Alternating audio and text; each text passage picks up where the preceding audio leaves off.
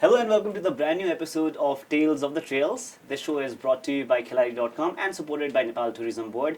As always, we try to bring someone with an experience and a rich story in terms of tourism in and out of Nepal. So in that course, today we have with us RAJ GYAWALI sir, who is the founder of Social Tours and the ideator of Kora Cycling Challenge.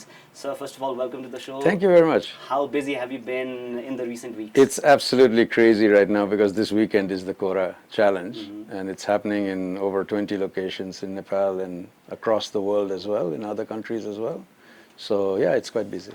So can you share with us about what Kora actually is? Yeah. And at the same time, your entry into adventure sports and tourism in Nepal and out of Nepal as well? That's a very long story. I don't think you can finish in half an hour. But yeah, the Kora was a small idea that came around maybe 2010, end of 2010, when a friend of mine from the UK had her son coming over to do a small little volunteering in Nepal. And he was fundraising while they went on a skiing vacation in France. And the idea was that he would come over, he would volunteer, he would also contribute some money into the project, and then he would leave. And my initial question to my friend was, why would he just get the money? Why doesn't he earn it? And the earning would be through doing a challenge. So we said, all right, what would be the challenge? So we decided with a group of friends here, some of the friends that we were working together in cycling, we designed a 50-kilometer loop around Kathmandu. And the idea of the Kora started coming in, the Kora being a circumambulation of a temple in Tibetan. And so why not do the whole thing about Kathmandu? Do it on a Saturday so that it's like doing the circle of all the holy sites. Plus the idea, and a funky idea, that why do we go around temples is because we are circulating a power center so that we bless ourselves.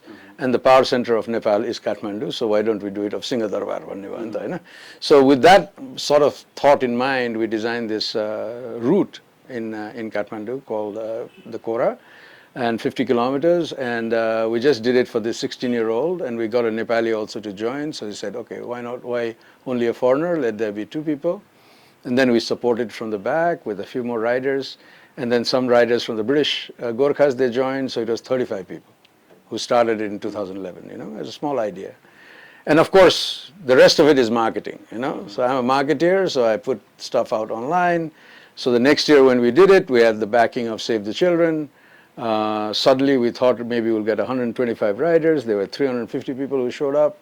And then it started becoming an event. Year after year, it just kept on getting bigger and bigger and bigger, always to do with something to do with a cause, always having some sort of cause that we want to support, but a free event that anyone can join, right? And to make it super inclusive, that everybody who has money, doesn't have money, but they have a bicycle and they have a heart, they can join. And now it has become 6,000 riders. 6,000 riders. It is the event of the year for cycling. Most cyclists think of it as a Mahajatra for cycling, so it's like a modern day festival. And it happens in many cities. New cities are coming up this year. Cities that I didn't even know the names of, who are coming up and doing it. So it's absolutely a national movement, and it's slowly, the beauty of it is, it's slowly now going global, And this year they're also cycling in Singapore, in Sydney, in Vancouver, in Scotland, they're all riding all these places because people who love the Kora take it on as a challenge and do something for charity. So it has become quite a wonderful journey of community building, though there's a lot of messaging that still goes on that we have to push. But there is a huge amount of community that is coming out of this, which is brilliant. So 15 years, almost 15 years, you'd be marking 14th, completion of 14th this year. This is the 15th edition here. Yeah. So what is the cause that you're supporting this time? This year, we have collaborated with an NGO which is trying to work to give solar units to homes in a small Danwar village near Melamsi who don't have electricity. So they're putting in solar home systems, and so we're raising for that. And so everybody rides. The idea has been, this is something probably, if I look at the whole history of the Kora, the point where I've been a bit unsuccessful is the fundraising. And I think Nepalese are particularly bad at fundraising. We're not very good at that. And the idea was always that you ride, but friends and family contribute, right? So if you're riding 50 kilometers on the challenge, for every kilometer, somebody puts in 100 rupees towards the cause. And the idea was that that way we would bind more people into cycling. They would see the good that cycling can do, and that they would, the cyclists wouldn't have to pay, right? And so that has been the principle. There are some of us who are quite serious about it. I'm riding 50 to 75 kilometers this year. I've already raised 20,000. My goal is 25,000. And so I'm doing it in a different way. But many people won't do it like that. So, but over the years, though the contributions have not been always at the level that we want, we have still managed to put in about 70 lakhs, 80 lakhs into charity, in different charities. And every year we change it a little bit. So the idea being that cycling can touch real development in different areas. So sometimes it's women's health, sometimes it's cancer, sometimes it's a cycling cause, sometimes it's something else. This year solar lighting, So you keep on changing. So when we actually think of cycling, the points that come to my mind is, first of all, it's beneficial for health, and also it contributes to the environment, especially in a country like Nepal, where the impact of climate change is quite serious, right? So the other thing is, it also gives a different outlook for the city or the country. You look at Amsterdam, even the Prime Minister goes around in his bicycle, right? So what was the main idea behind taking this event to the level that it is right now? Was it just health, or was it raising awareness sort of thing? No, actually, there are different things that are happening in the city around cycling. There are races, athletes, they participate, and there's downhill racing, there is cross-country racing, enduro races that are there. There are really good events that are there. And nowadays, there's hundreds and hundreds of rallies that are using cycling, as a cause. Whether it's a festival, they will also use cycling. Whether it's a political thing, they'll also use cycling as a rally. But there was nowhere where all of this comes together. There was no community building that was really being done. And so we were filling the gap of community building. So we could actually bring all the riders, whether it's an athlete, whether it's a regular rider or a baby who's just learned cycling, we want to bring them together as part of one community. And if we can do that in the whole country, that makes it an even more powerful sort of image. And what we think is that we do the community building, and the rest of the people, they're activists who are talking about better cycling in the city. They should utilize it to show to the authorities, look how big the community is, right? So we don't do any narabazi, we don't have any, real, this thing. But what we're trying to do is we want to bring this community of fun-loving people that are coming together. So this year we even have kids koras. There are already a kids kora that's already happened in Bhaktapur, and there's a kids kora happening in Patan on Sunday, where even like a 2-year-old on something that has 2 wheels will be doing a 2-kilometer ride as part of the bigger community, right? And there are ultra people who are doing a 165K loop with a 4,000 meter altitude gain in Kathmandu, and they're all doing, that is the toughest kora we have, the toughest challenge that you can take for yourself.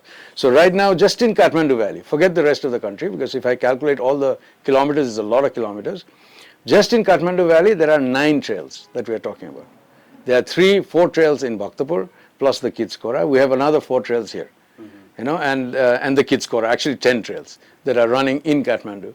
And the idea is that if we can promote it this way, I think the tourism side of me also thinks about neighbor people coming in, Indians coming in to enjoy the community, Bangladeshis coming in to actually cycle. There are really huge cycling communities out there, and we could actually bring them in. We also think that the ultra that we have, the 165K, 4,000 meter altitude gain, will bring top athletes, not as a race, not to win a big medal and become first, but just to challenge themselves, because 4,000 meter altitude gain is a challenge. Does it happen in Tour de France? No, Tour de France is a race. That's a different endurance race. No, the altitude gain. Those altitude gains are there, actually. Quite a huge amount of altitude gains are there in Tour de France. And those are about speed, those are about road cycling. This is about mountain biking. This is a completely different way of outlook. So there's a difference in terms of what cycle you use. Yeah, absolutely. Yeah. So nowadays we have some people also using electric bikes now. So they'll be having it much easier on their trails. And some people using very traditional bikes, and some people really good mountain bikes. And that is all part of the community, you see. And if you can bring them all into one pot and say we are all part of a cycling community that enjoys cycling, that is the fun part. And I think what we are trying to do is probably to bring the fun into cycling, as an event. And almost like a jatra, it happens every year, it happens at the same time every year, it's the same route, so people keep on joining, and they say, oh, this is great, I'm part of the Kora family. Great. So over the past 14 editions, one question that I'd like to ask is, has environment and climate ever been one of the area that you have contributed on, or you plan to do that in days ahead? I think there are indirect connections. We've actually talked about becoming a little bit more, more focused on our fundraising once we even fundraised for the Turkey earthquake. But there were complications to send the money. Yeah. You see what I mean? So it actually sort of fizzled out. Though we did it, was not so effective. So we're a bit careful of how we select stuff to contribute to. But even now, if you look at it, the Melamchi Basin was affected by flooding. I don't know if there's a direct relationship between that flooding and the Danwar community not having electricity. Could be. And, so that way that might be some sort of a thing, right? I mean, we could have done it for the flooding, but it's very difficult sometimes to find the right place to put the money, because it's quite hard earned, actually, tell you the truth. So we are quite responsible for that. So we have to be a bit careful about how we do it.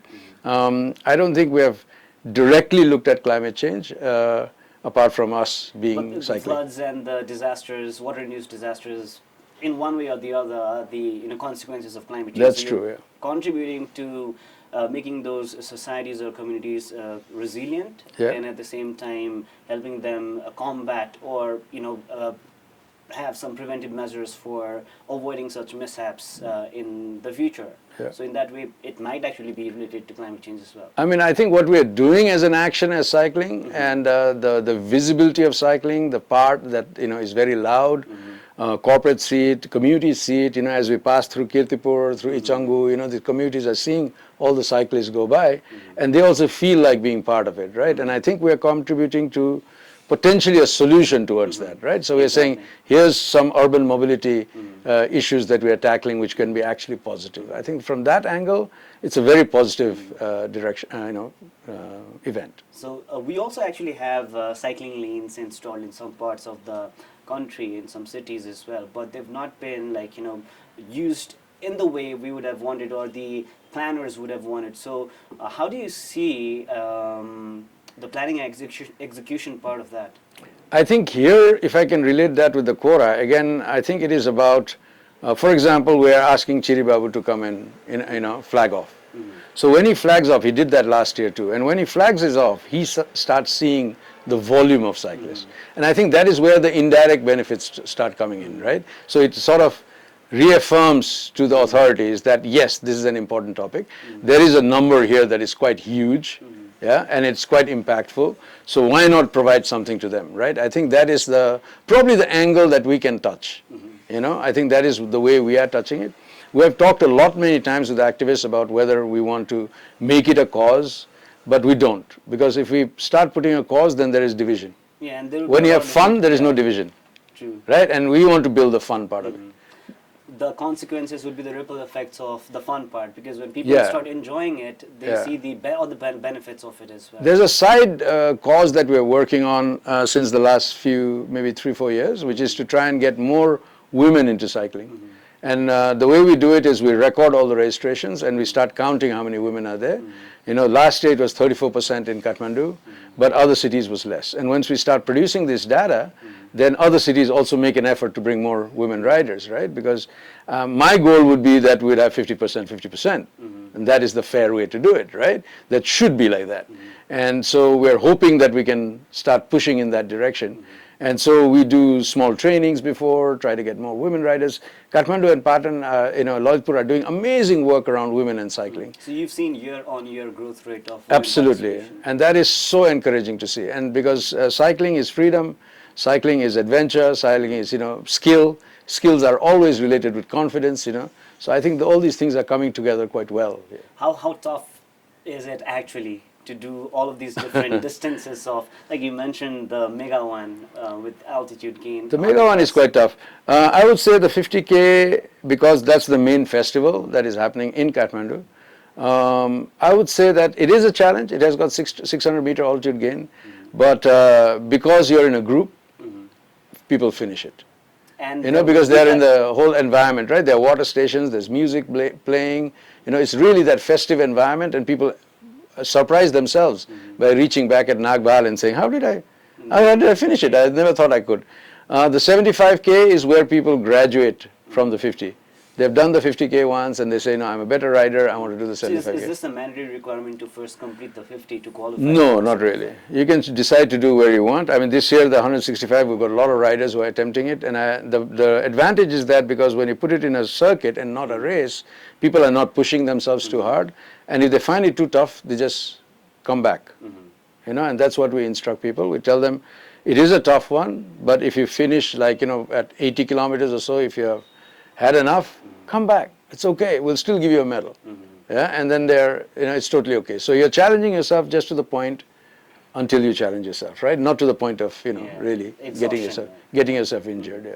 So the other thing that I find quite interesting about races, because I watch a lot of Formula One, Moto Grand Prix as well. So those are races, but even there are rules and there are instructions that people should follow.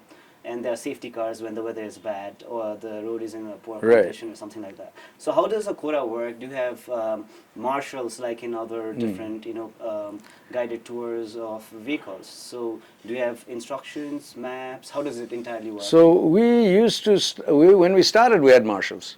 So we had marshals all along the way. We even used a line of sight. You can't do that with 3,000 people. Yeah. So you have to let them go, And then what we do is a combination of different things. The water stations are also mechanic places. They're also mountain bikers, so they also give instructions. We send out instructions online quite a lot. We're very, very alive on social media. And then we also have an app. So in the Bato app, you can actually find it. We also send out GPXs so people can actually put the map on, so they don't get lost. We have a running guy. There's one number to call when there is an accident. We have actually insurance backup from Himalayan Everest Insurance. So the entire event in the whole country is insured. So that actually allows for that safety to happen. And incidentally, I mean, this was the first real sporting event that was totally insured because of the volume that we have, right? And that made sense to HEI as well to actually insure something like this. So we're very glad to have that. That is a big weight of our backs to actually have insurance cover. So in a combination of that and giving instructions to the people, I mean, there are very clear ride mantras that we give them, drink before you're thirsty, eat before you're hungry, change gears before you need it, simple things like that, which ensures that you minimize the number of issues that you can have, right? And then we also conduct first aid trainings for some people so that, and we broadcast that live yesterday so that other people could also see that first aid done by an actual doctor. So that way, what we're trying to do is teaching people how to ride. We're not trying to, take them by the hand and take them all around, but we're saying this is how riding works. If you ride on your own also, there's no marshal. You got to know the route you need to go, right? And that's how we are trying to do it as well. Great. So the other question that I wanted to ask was, I'm pretty much sure that you will definitely have multiple answers to this one. So over the past 14 editions, what were the most memorable moments for you personally in Kora? Oh, there's so many of them. I mean, it's impossible to say that. I think one of my key ones was, I think it was about 3 years ago, 4 years ago. I mean, sometimes it becomes a blur. 3 or 4 years ago, when for the first time we saw locals along the route set up shop because they knew the Kora was coming. So they stocked a little bit more water, stocked some more chips, and they said, oh, the Kora is coming, so we're ready now. And that is the moment when I really felt, I think we've achieved that this has become a festival. It's actually like a festival, So people really know what to do. Already, we don't have to think, And that was one point that was really amazing. During the pandemic, we didn't know what to do, in 2020. And by July, when the Kora happens, we suddenly had an idea that we turned it into My Kora Challenge. So people could do it individually. So people could load it individually and then they could do it individually. We still had 400, 500 people do it in Kathmandu on their own. They developed their own routes and they rode themselves. And we still had a cause, we still had a little bit of money that we put in. So we didn't stop. Through the pandemic, through anything, we never stopped, and that was absolutely amazing. Another thing that was really, for me, was like really, like a really sat really well with me was during the earthquake. The earthquake was in April, Kora is in July. I know people were still recovering, and we thought, who's going to turn up? I mean, I don't think people are going to turn up. It was one of the biggest ones we had. Almost 3,000 riders showed up. I think it was almost like, whew, we want to do this. It was so amazing to see that. And we've got these moments where we have that. We've got families that do it. The entire family has been doing it for many years. Bhusan's family, Bhusan Tuladar's family. I mean, they always are there, doing it as a family, which is amazing to see. That sort of, love for an event like this, right?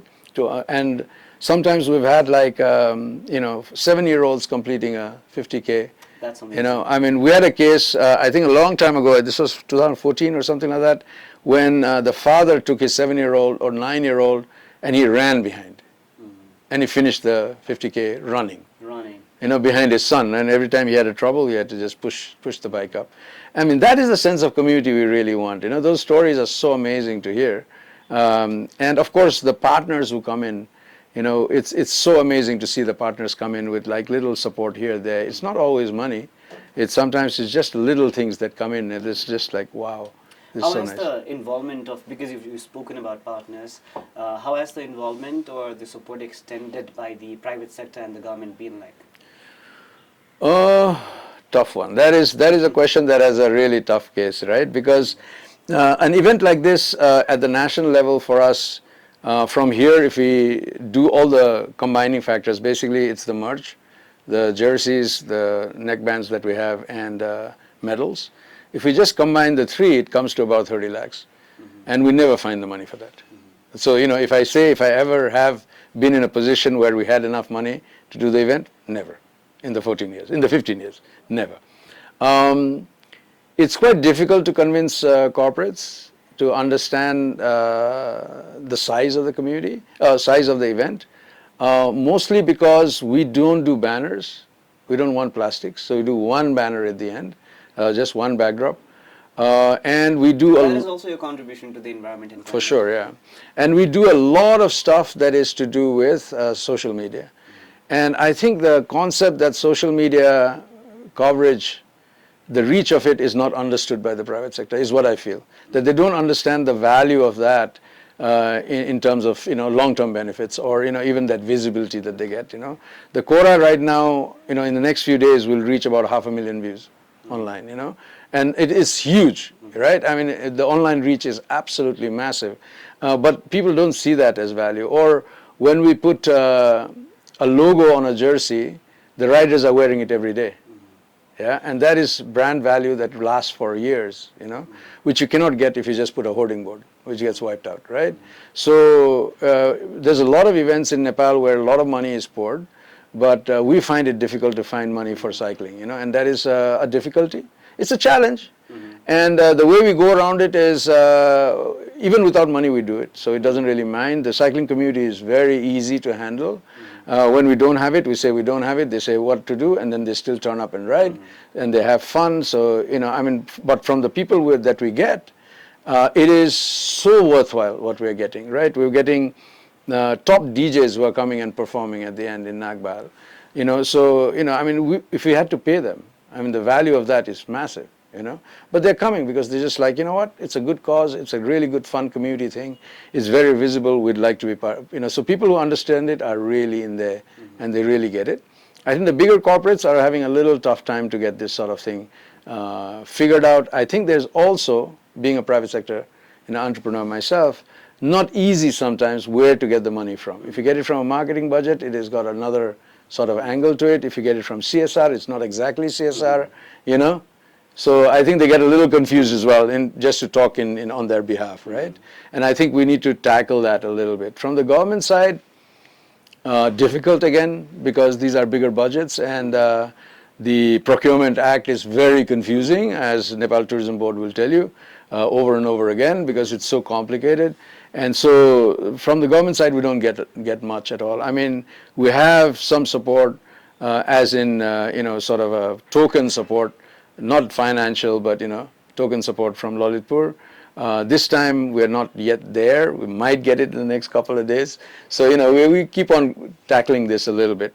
I think around the country though, In the provinces, sometimes there's better support from the government because it's That's smaller events, interesting. That is smaller interesting. events, and they really want that visibility. I think Kathmandu is a bit spoiled with too many things going on, so I think here it's a bit more difficult to get that sort of support.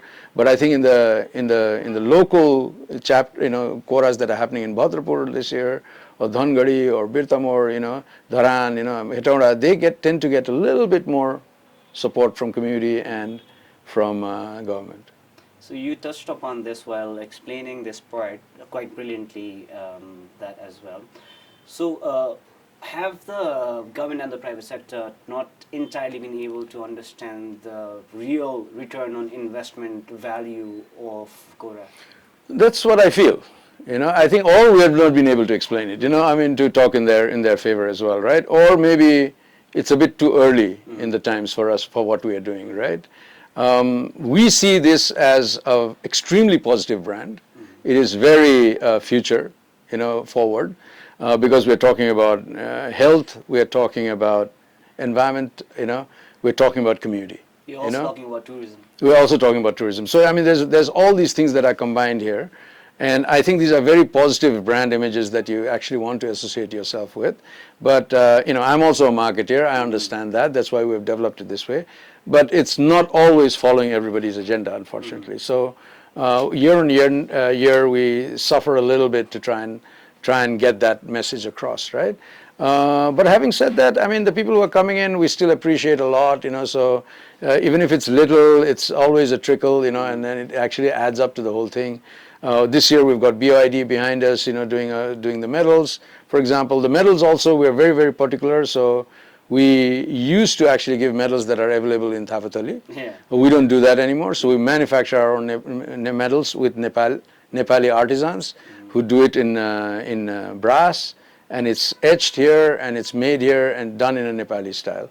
And the idea being that Nepalese should be benefiting from these big events, right? And also trying to change the narrative a little bit about how we take, do events, right? So there's a lot of spillover effects or ripple effects on the economy, on the environment, tourism as well. So coming back to tourism, because we are actually supported by Nepal Tourism Board. So over the years, how have you seen the involvement or engagement of foreign tourists in Kora? Whoever is here, they'll love to participate because, where else do you get a chance to mix with so many people who love the same thing? It's difficult to get all the community together, right? So they really enjoy it. Whoever is here, they're totally in for it. What happens year on year for us from the tourism industry part is we've got a lot of support from Turkish Airlines. So every year we've done since, 6-7 years, maybe more, every year we do a photo competition with them and the winner gets to go to Istanbul. They get a return ticket, right? So that's worth quite a lot of money, right? And so we do this photo competition, so it's like a little spillover post-Kora. So on Kora Day, people take photographs, they send 3, we get it ranked by top professionals from Photo Circle, and then we put it together into an online competition, so the visibility is there, it's very loud, and by 15th of August we announce the winner, and the winner gets a chance to go to Istanbul. Last couple of years the winners didn't go because of their own personal reasons, but the possibility is there. And we've already had winners go out, and so that part of it is happening.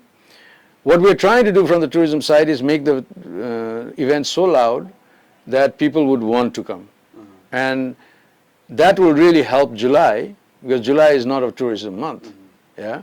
And if we can get these people to come for this weekend to actually participate in the Kora and also do other stuff, then I think we have created something that will really affect tourism. And that's the way I see it moving in the future. Unfortunately, just as a one tour company, for me to just do it would just not make any sense, right? It needs a little bit more effort from the total of the tourism industry to try and say, tell to everybody that there's something happening here, come over, do it, and then move on to do something else. And I think it will slowly come there, it'll come there because the visibility is going up, and up, So I'm the type who likes to work a little organically, so not too much of a revolution, but slowly organically move it. And this is why when I explain to you things that are spillovers from the Kora, it didn't come about on Kora 1. It's coming up on Kora 15. Over the years, we keep on improving new things and keep on adding new things that will actually take the Quora in another direction, another improvement, another improvement. We've got a small thing among the team at Social Tours, Cycle City Network Nepal and Pangro, which are the top organizers in the national level, that every year we'll improve on something. So every year we do something new. This year we also started doing an online registration system, which is already there for a few years, but we refined that now so that the guys who are doing the distribution can do it online. It's all very simple. So we've started making mechanisms to actually improve all the time. And I think this is something you can do when you do it over time, because you can layer it all the time, right? And you have learnings from it. Yeah, you have learning, so you make little tweaks, little tweaks. Great. It gets better and better. The other question that I want to ask was, because you are an adventure enthusiast yourself, and you've mentioned that you are a marketer as well. So how do you see, not Quora this time, but the overall branding of Nepal as a tourism destination? Oh, that's another very long question. I love it. But yeah, the way I see it, I've been very vocal about this, and that's the way I market my company as well. Nepal has got a really good branding right now, in my view. It has got a really nice slogan right now. Lifetime experiences is exactly what Nepal offers. Most of it is positive. Some of it is totally negative as well, and that's true with every country. And experiences and lifetime, those are very powerful words, right? And so for me, the way I see it, every trip in Nepal, every person who comes to Nepal has to get at least one lifetime experience that they can never forget, right? The ones they die with. Yeah, the ones that they die with. So they would say, I've been to this country, and that experience was, whether it was food, whether it was the climbing a mountain, whether it was a trek, whether it was rafting, hospitality, the people, whatever it is, they have to have a lifetime experience is what I think. And so we need to actively work to deliver that promise, So if you imagine that a lifetime experience would be the goal as soon as people came into immigration, as soon as people went out of the airport, as soon as they reached Tamil, as soon as they reach a village. So if we filtered it down to all the players in the tourism industry to understand that the person is coming because they want a lifetime experiences, we might be able to deliver it. And I think that image will be the strongest marketeer for Nepal. The other thing that I quickly want to mention is that Nepal is all about adventure. Whether people agree, I know a lot of my industry friends say it's not only adventure. No. Even walking the street is adventure here. Eating food is adventure. Meeting a person is adventure. So we should not stray away from our adventure image at all. It doesn't have to be climbing Everest all the time. So there's every adventure along the way. And I think this would be super smart for Nepal to do, because adventure and lifetime experiences go together. And if we blend that together and deliver every time, little adventure experiences that are also lifetime, we will have created the image of Nepal that would really draw people who are looking for exactly that. Interestingly, if you look at any study globally, people are looking for experiences and they're looking for adventures. So we are right in the zone. We offer both. We are right in the zone, except we're not focused enough to actually deliver it at this point. Our marketing is not focused enough. We need our marketing to really zone in on that. And zone in and bang it home, Any recommendation that you have for NTB and the government? I think that's that. Focus is what I would say. I always, even when we go to NTB and we talk about it, I work with NTB quite a lot. I always say it's all about focus, focus, focus. Marketing is all about focus. If you don't focus and you go all over the place, it starts getting the mixed messaging. It gets really confused, the messaging, and that is not where you want to go in marketing. You want to actually zone in the focus so you know exactly what you're getting when you get to a country, right? The rest of it can happen. Unfortunately, in Nepal, we have too many players. It's natural also because of our ethnicities, so many ethnicities and so many different interest groups, and we easily get pulled apart. And I don't blame Nepal Tourism Board for that, but I do blame the people who are pulling them apart. So if they could bring it all together and focus it down, and put it into that adventure basket and lifetime experiences basket, then we'll achieve what we want to achieve. It's not difficult. Nepal is a small country. We can achieve this. Endless opportunities. With endless opportunities. We have not even started. We just started on 3-4 destinations. I mean, there's a lot more to go. Yeah, that was going to be my next question. Before that, because you're well traveled as well, we see campaigns of other countries like Malaysia, Truly Asia, and then Incredible India. We see Qatar sponsoring with shirts of Barcelona, and these countries sponsoring. Obviously, we might not have that kind of budget, but with what we have, what have we done with our campaigns? Not enough is my answer to that. Again, Nepal has got a very unique thing that we have an incredible amount of goodwill from around the world, yeah, and we haven't even been able to tap on that, you know. So our campaigns are not even bringing all the goodwill, you know, that we have and tapping it down to actually resulting in a better image for Nepal, right? Because we haven't bound them together. So on a campaign front, I think we're quite weak, I must say. A lot many times campaigns are again not about budgets. Budgets would be great to have, yeah. But campaigns are about focus and layering, constant layering, you know. But these days, it's probably also easier to reach out to the international audience or our prospective tourists through social media, like you mentioned. And social media is a very big tool. It's a cheap tool, and it can reach out. You can bring people, and you know. But again, the messaging has to be targeted. And it has to be very, very focused, and it should layer. Because if you give one message now and another message later, it clashes. Then we're creating a problem, right? So, I mean, those things are there. That said, I mean, there's other issues that we have that require a little bit more scrutiny. In that tourism is not just the tourism ministry, it's not just NTB. Tourism is a bigger, broader thing that involves agriculture, it involves transport, it involves infrastructure, electricity, everything comes in, right? Communities, you know, the hotels, you know, agriculture is the farmer, everybody's involved in tourism. So, but we've never looked at it that way. You know, the agro ministry doesn't look at tourism. The infrastructure guys don't look at tourism, you know, or the information guys are not looking at tourism. But all of them are involved in tourism. It has to be a joint effort. It has to be a joint effort. And, you know, with just the tourism ministry leading it, you know, we're moving in the right direction. We could move better, is what I always say. What are the silver linings that you see? I think the fact that we actually took on the slogan like lifetime experiences is absolutely good silver lining. The fact that there are young generation that are slowly coming into tourism that I can see, who are much more well trained, have got better ideas, that is a huge silver lining that is happening. There are some really amazing things that are happening in the tourism scene where people are not just aping each other like we usually did earlier on. You know, having shop after shop after shop was the same, but people are now thinking of differentiating themselves, diversifying a little bit, and that is a really nice thing that is happening. The provinces are slowly working through their tourism committees. You know, I mean, it's a bit weak, but they're slowly working through that. And that is also another thing that will spread the tourist a little bit more. And that will actually allow for, you know, the country to really benefit from tourism in other areas as well. There's a massive amount of goodwill that is generated within Nepal itself. You know, the domestic travelers who are actually holding together the country's tourism when tourism does not exist.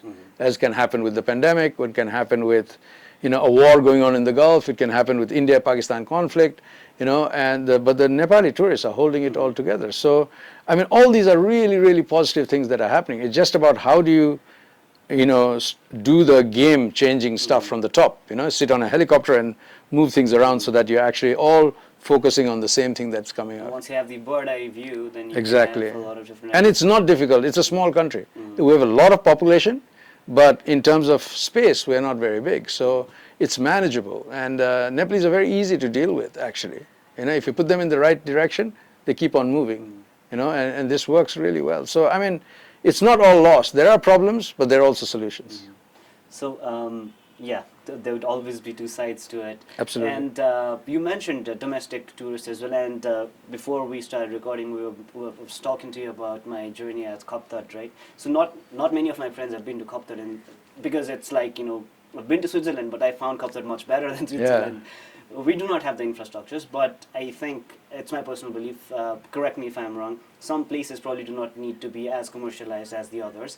At the same time, there's so many places in Nepal that have yet to draw the attention of domestic tourists as well. So what are your suggestions for domestic tourists who are trying to explore their own country, and what places you see have a lot more potential and can be, you know, better alternative destinations for Nepali nationals when traveling abroad might not be a feasibility? I think Nepalese will always want to travel abroad. The grass is always greener on the other side, so we cannot discourage them from traveling abroad. They should absolutely travel abroad, because every time a person travels abroad, they come back with more information and knowledge. And that is worth its weight in gold. For the money they spend, they've got so much more. And so I cannot complain about that. But I really think that Nepal has got gems at every corner. And thankfully now, the mechanism exists for that to come out. Gumante is doing it. There are different players that are actually taking this out and bring it out to the Nepali audience in a really, really nice way and pushing people into these directions, right? Travel in Nepal, I mean, is not always cheap. Yeah? Travel in the world is not always cheap, so we cannot expect it to be cheap. I think my suggestion for Nepalese travelers is that just don't follow the crowd all the time. If everybody is going to Tilichor, doesn't mean you need to go to Tilichor, So you can always see another destination as well. So sometimes doing something offbeat is much more rewarding, even in today's Instagram world. So instant social credit world. You don't have to follow the hype. If you follow the hype, you probably won't get it, So spread out a little bit. But every time we travel, I think Nepalese, we need to also learn how to respect the land, how to respect the communities that are on the land because they live there, and to understand that this is intrinsically combined. It's not just consumerism. Travel should not just be consumerism. It is about respect. And I think we need to raise the standard in Nepali travel quite a lot, because we're not particularly good at it at this point. And so there's far too much trashing that's going on if you look at the hills around Kathmandu. Yeah. So we're not respecting the land. We're not being responsible enough. Yeah, we are not being proud of the place. If we were proud of the place, we'd not destroy it. Probably not taking enough ownership. Yeah, I think there was a campaign that I wanted to start, which was to talk about Nepalese as guardians of our space. If you are a guardian of the space, you cannot destroy it. No? So we need to really turn ourselves into pale. Okay? Really, we are the pales of this mountain range and this country, and we cannot destroy the Nekhali concept. If we can really ingrain that in the Nepali travel, domestic travel, which will come. Don't get me wrong. Switzerland went through the same thing. Austria went through the same thing. New Zealand went through the same thing, but they were 50 years ago. They turned, and nowadays nobody destroys anything. And that's where we want to reach. But why wait 50 years when we can do it in 2 years? True. I think it has a lot more to do also with the sense, because when we Nepalis are abroad, we follow each and every rules and regulations. Yeah. So when we're back home, it's probably because of the laid-back attitude and afneto mentality. Probably that is where people also need to have that sense of realization that change comes from within. Yeah. So it might and it is coming. So don't get me wrong. I think the new generation, Gen Alpha, right now, they're in a completely different league. They're in a completely different league of how they think. Their exposure to social media, the exposure to the world, TikTok, whatever. I mean, all the negatives are there, but the positives of it. And I think that is going to reflect on when they're traveling. You can start seeing that impact, right? But you cannot expect the people to just change by themselves. This has never happened in the world. It won't happen here. What you need is campaigns that are coming from the authorities that are pushing people towards change. And that is super important to do. So we need to do really national tourism campaigns that are really important. Unfortunately, in Nepal, a lot of the tourism industry does not really think of Nepali tourists as tourists. Yeah, and we haven't really looked at mechanisms around that, on keeping them safe, keeping them recorded, keeping them, So I think we need to really relook at how we look at Nepali tourists. We don't even have data on Nepali tourists. And that is how sad the situation is, right? We don't even know how many people went because there's no checking mechanism for Nepali tourists. So I think we really need to look at it from a different lens, and then also try to do campaigns that are, talking about pride. And Nepalese will follow. I will not blame everybody, You see what I mean? It's not good to just blame it. I think we need to actually make the effort. And if we make the effort, then I think it'll happen. Every country has done it. So why should we be any different, no? We'll definitely reach there. It's the initiative that we have to take, and educating to some extent that has to be done. Yeah, education. So, human behavior is always controlled by two processes, right? One is the stick and the other one is the carrot, and then encouragement and policing, both is required. And that's the only way how we learn to cross the zebra crossing or stop at a stoplight. If that way was not there, we would not do it. So, it's the same in tourism. Negative reinforcements. It's always there, always there. So now we've spoken, I think, at quite some length about tourism and Kora as well, Nepal and Nepali tourists and the prospects. What actually is social tours? Right, social tours is a funny story. I mean, actually, my idea was always to effect developmental change using tourism. Yeah, because Nepali tourism is a lot in the rural areas. There's a lot of money that can be spread.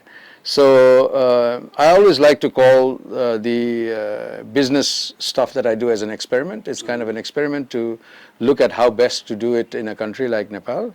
And you know, the whole idea was flowing around a few value systems. You know, I'm a management graduate, so I was looking at from a management perspective and a marketing perspective.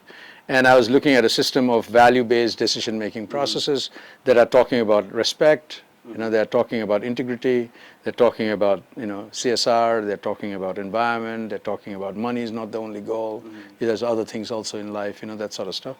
So when you looked at all that, you know, we flowed everything from that. So it's an experiment in practice, in doing responsible tourism practice, right? So, for example, we decided not to own cars. Though in business I learned that I should vertically integrate and I should own a fleet of cars, I should have a hotel, I should have a chopper, I should have everything that is required, and then I can make the most money. But I was saying, no, I'm not going to look at it that way. We're going to actually not own any hotels. We're not going to own cars. We're going to deal with other people so that they can also make the money. So the idea of, you know, the wealth being spread was one of the chief things, right? And then, of course, the idea was that if we spread the wealth, we have more stakeholders. And if there are more stakeholders, we can also teach them what we are doing.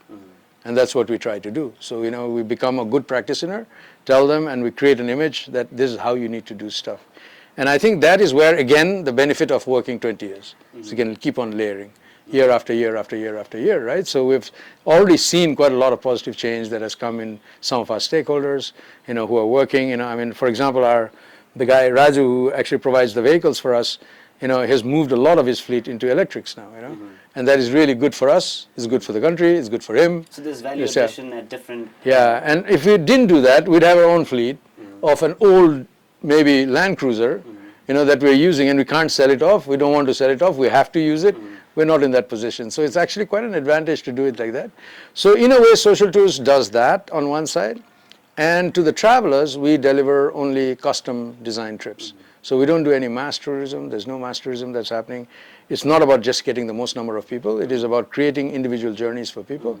And making it special for them. Making it special and trying to deliver that, you know, lifetime experience when we can, and trying to push all those little things, because it's about custom designing adventure experiences. So that's what we do. And in the process, we do a lot of sustainable stuff. We try to regenerate when we can, new ideas. You know, we just wrote an article on Nagbal, for example, you know, because we are afraid some history will be lost. So, you know, here's an opportunity. So we just wrote, today we published it. So, you know, stuff like that. So we're doing small things that are actually affecting in the right direction. That's great, again. And our best wishes for Social Tours. Thank you. As well. So for our viewers who have an interest in cycling but have yet to come out of the, you know, regular commute and then join a larger community, become a part of it, how can they do that? So many ways. So right now, I would encourage everybody to still join the Quora. I mean, register and join. I mean, you know, if you register, you're insured, so you should definitely register. And you don't have to complete the 50. Like I said, you can come back from Kirtipur, it's only 9 kilometers. Or you can come back from Tinthana, it is a little bit more, you know. So you don't have to finish the whole thing. It's just about being part of the community and enjoying yourself. And I think that is the fun of the Quora. You can do it here, you can do it in Bhaktapur if you're around here. And wherever you are in the country, find a Quora near you and then just go to it and just have fun. If you have a bicycle, you can enjoy yourself, right? But be safe, have a helmet, you know, that sort of stuff is always there. So that is one way to do it, but it doesn't have to be the Quora. So we're not begging everybody to come. Even otherwise, we are now building a mountain biking club called Himali Riders, and Himali Riders now has 2,200 members. You know, so it's growing slowly, and we're providing insurance, we're providing group rides, we're doing training programs. You know, so slowly all of these are happening. And you know, so the idea being that if we can bring the community of cyclists that we see in the Quora also into a club, then we can start promoting better behavior, we can give them discounts, we can give them benefits of being club members, you know. So that sort of stuff is happening. So there's a lot of things that are happening. So keep your ears open, keep your eyes open, and definitely get into cycling, because cycling is a good thing to do. You know, and Nepal is made for cycling and mountain biking, and you know, it'll open your eyes and make you healthy as well. Great. And for registration for Quora, any social media platform or any website? We're at QuoraChallenge.com. Everything is at QuoraChallenge.com, and at Quora Challenge, you'll find almost everything. We're just launching TikTok. So TikTok is still a little dicey. We already had it, but I lost the password or something like that. So now we're trying to bring it back on TikTok. But yeah, so the idea is it's a community. You don't have to be an athlete. You know, anybody can join. That's the whole idea. Our best wishes for Quora this year. Thank you very much. For years to come. Thank you very much. And for social tours as well. Thank you so much for your Thank time you. with us. Thank you. That was really good fun.